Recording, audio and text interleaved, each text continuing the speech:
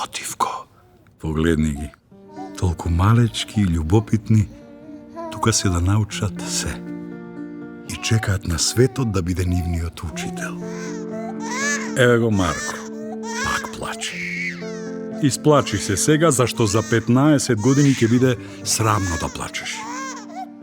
Знаеш, Марко, вистинските мажи не плачат. Ајде, Ботивко, Јана спие. Јана, одмори се сега, зашто еден ден луѓето ќе зборуваат дека си мрзелива. Ќе ти судат уште пред да те запознаат. Погледнете ја Нина, толку силна, најсилна во целата соба. Штета што е девојче. Кога ќе порасне, ќе треба да биде нежна, кршлива и слаба. А овој, прав другар, како гледа.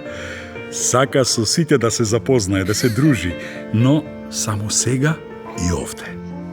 Бидејќи некој некогаш ќе го научи дека не можат да бидат другари затоа што се различни. За жал, така функционира светот. Дефинира, осудува, отуѓува, разделува. А може би и не. Може би сепак ова нема да биде вашата приказна. Како што еднаш еден голем човек рече, со радост во срцето те поздравувам и брзам да ти кажам дека светот одново се раѓа со секое новородено детенце.